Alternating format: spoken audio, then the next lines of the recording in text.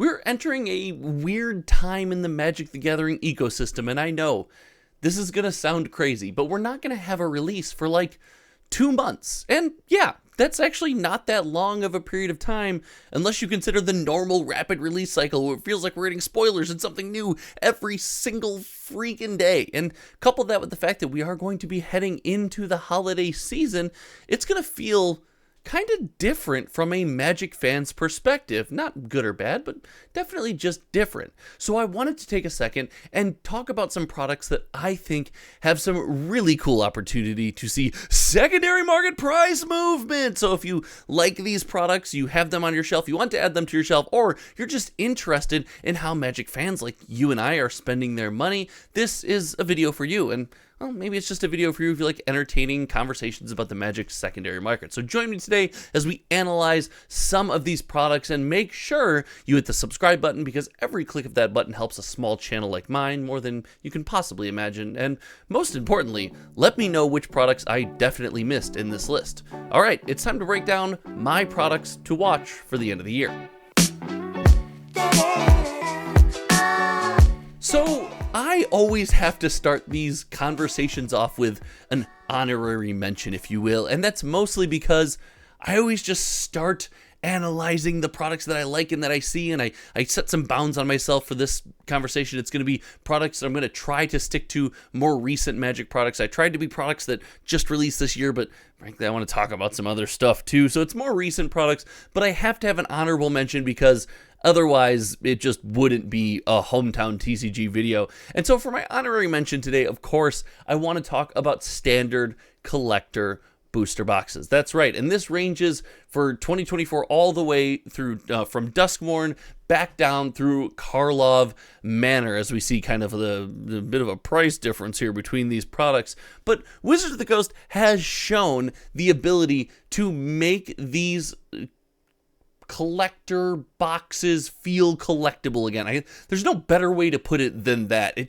These products seem to be far more properly printed. They are released into an ecosystem, a world of Magic fans like you and I that are far more excited about collector products, and for that reason, these products have been performing better, especially when you look at something like the Karlov Manor collector box going for as cheap as $170 on the secondary market. And yes, if you're interested in like how many of these total have sold on TCG Player, we track all of that data at cardboardfinance.com. It is supported by the channel members here. It's $5 a month to support the channel. Click down below. But I really think a set like this has a cool opportunity to see some big price movement. I'm not going to spend a ton of time here because it's honorable mention, but you got things like Dig Lands in Karlov Manor. You got Outlaws of Thunder Junction, which has the million subsets, and it's just a ton of fun to open. And then, yeah, the powerhouse that is Bloomborough and Duskmourn, probably the second best set that released this year, with the Nightmare Bundle kind of keeping us attached. I think there is a really cool opportunity for these products to do well in the secondary market, and they are worth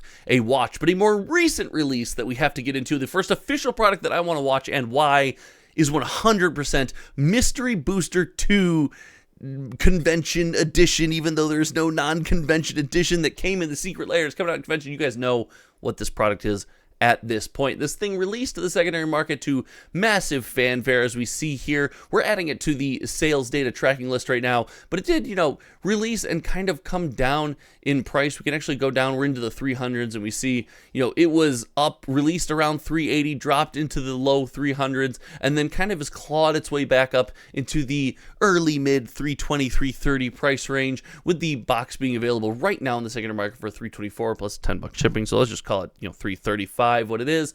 This is a product that I'm really, really interested in following. This thing has everything I want in a Magic set. It is playable. You sit down with your friends and you play this thing. It's a ton of fun. It has chase cards in it. There are cards in this product that are sought after. They're coveted. They're kitschy. They're cool. They're unique. They stand out.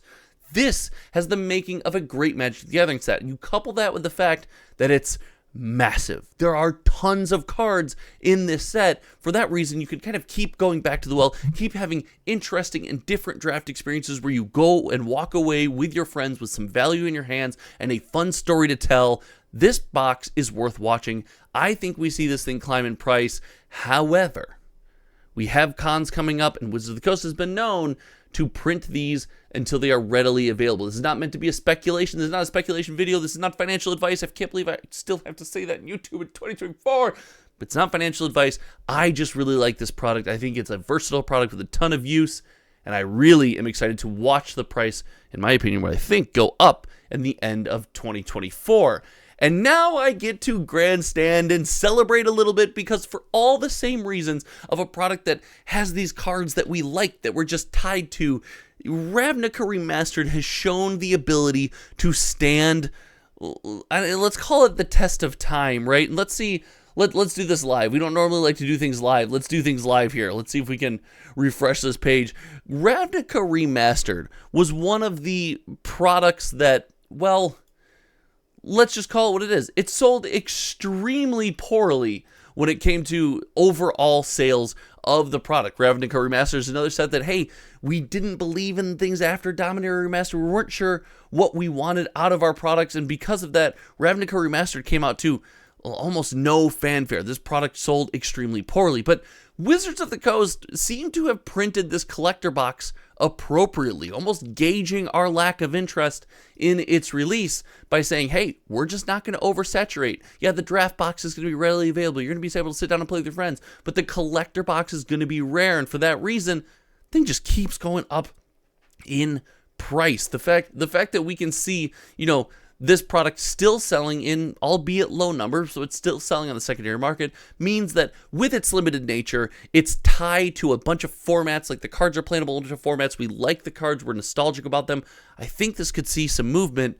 I wouldn't be surprised if this one actually went up quite a bit. And for that same reason, the same reason of that uniqueness, I want to take a blast from the past a little bit and talk about these collector edition decks. This is where I'm going to get skeptical. And you guys know, if you've been around the channel for a while, I like to keep things positive.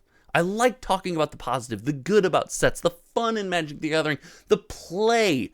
However, some products I do think are, not doomed. It's not doom and gloom, but I think we have an opportunity to trace down a little bit.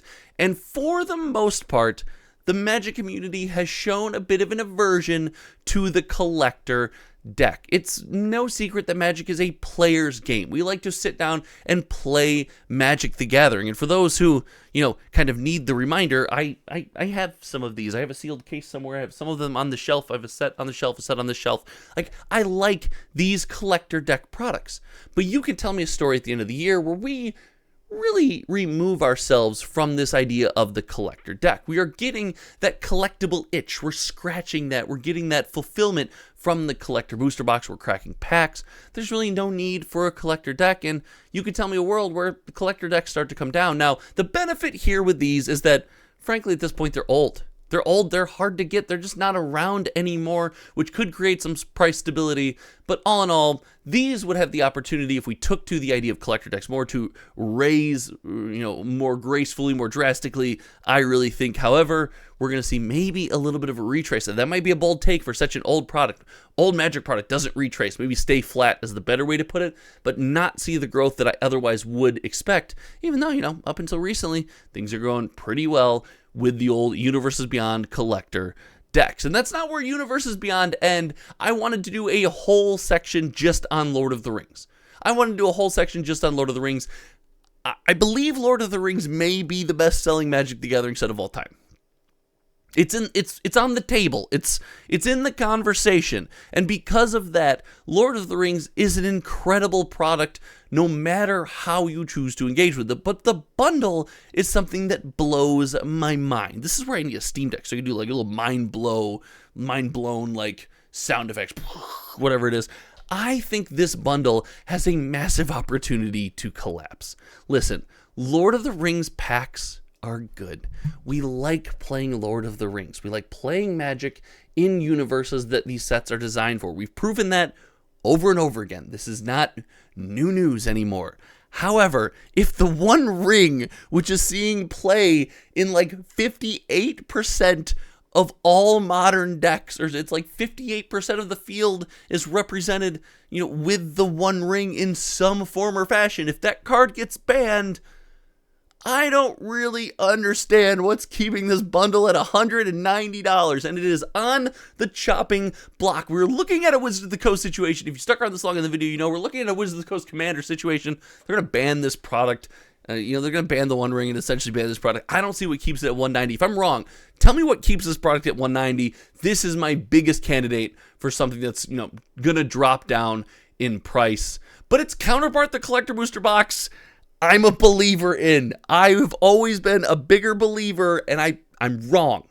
I understand that I'm wrong, but I still believe this. I'm a bigger believer in the Lord of the Rings regular deck commander or regular collector booster box than the special edition collector booster box. I think this has an opportunity to hit $1,000 by the end of the year. That's right. Lord of the Rings to 1K. It happened. I'm saying it. But like the real one, not the reprint. Moving right along, the regular commander decks from both Doctor Who and Fallout, in my opinion, just my humble opinion, are tremendous buys.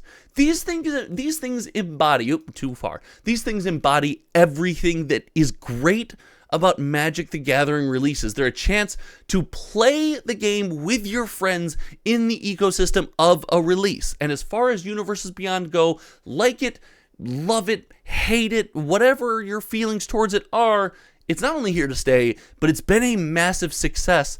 I think these are both massive buys, and if not by the end of the year, by mid next year, I think we're going to see crazy different prices on this. Hey, if anyone checks this video like way in the future, leave a future comment and be like, I'm here, this is the future. And finally, Commander Masters Draft Booster Boxes. I know the Jeweled Lotus Band, it sucked. I know it sucked. I know it wasn't fun. But there's so many ways to use this box. The cards are hyper playable, and the draft commander experience has proven to work in our community. And because of that, I know that it's a $300 draft box. I understand that. But I can't see this box staying flat. I really think we're seeing some increase in value here.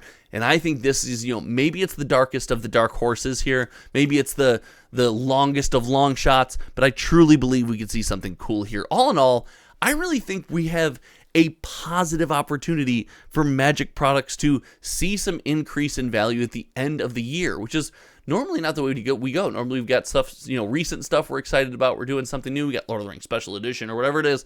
But now I really think we're going to dig into some of that. But what do you think? Let me know what you think in the comments section below. Do you think I missed any, or do you think I am way off base on some of these products? I always love hearing from you guys. I try to respond to every single comment I have the chance to get to. I do read them all, even if I don't get a chance to respond. So thank you so much. If you haven't subscribed yet, hit the like button. I did it again. I neglected you know what? For my mistake of neglecting the like button, can you show the like button some love down below? Thank you so much for hanging out today. Until next time, you all know me. My name is Josh, and we'll see you around. All right, goodbye.